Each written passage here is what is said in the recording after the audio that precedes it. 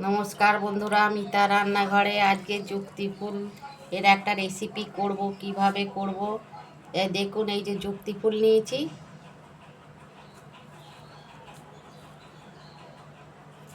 এগুলো আমি বেছে নিই, তারপর আপনাদের দেখাচ্ছি। এইভাবে বেছে নেব যুক্তি ফুলগুলো।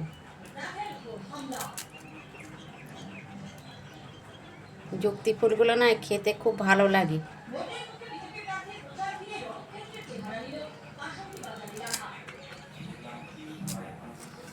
বন্ধুরা, আমি ফুলটাকে বেছে ভালো করে আমি ধুয়ে নিয়েছি। বেগুন দিয়ে তো আমি এটা ভাজা করব। এই যে ছোট ছোট করে আমি দুটো বেগুন কেটে নিয়েছি। কড়াই তেল দিচ্ছি, কড়া বসিয়েছি,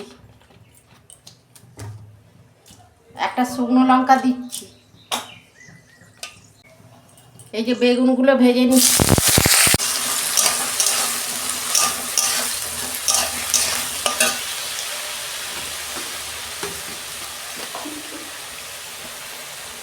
নুন দিচ্ছি পরিমাণ মতো।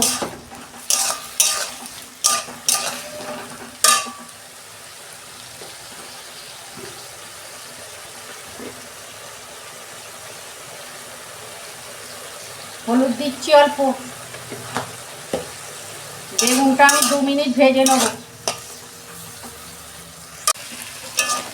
দেখুন বন্ধুরা, বেগুনটা আমি ভেজে নিয়েছি। যুক্তি ফুলটা দিয়ে দিচ্ছি।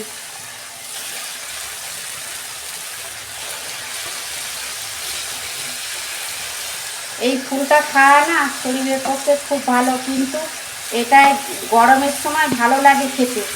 তেতো তেতো, অল্প তেতো, বেশি তেতো, নিম পাতার মতো তেতো না, অল্প তেতো, কিন্তু খেতে খুব ভালো।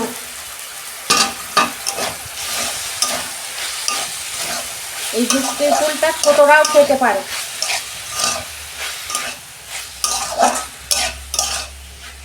আমি 2 মিনিট ভেজে নেব। দেখুন বন্ধুরা, আর 2 মিনিট আমি ভেজে নেব।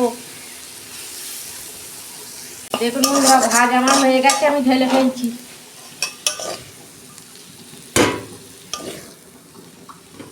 দেখুন বন্ধুরা, কত সুন্দর হয়েছে যুক্তি ফুলটা ভাজা। আপনারা এরকম করবেন, বাচ্চাদের ঘরে ভেজে দেবেন, বাচ্চারা খেতে ভালো লাগবে।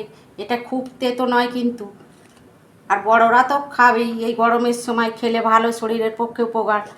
আর আমার রান্নাটা যদি ভালো লাগে, আমার পাশে থাকবেন, লাইক কমেন্ট সাবস্ক্রাইব করবেন, আর প্রচুর প্রচুর শেয়ার করে দেবেন। এর আমি নিত্য নতুন রান্না আপনাদের পাশে তুলে ধরবো। সবাই ভালো থাকবেন, সুস্থ থাকবেন।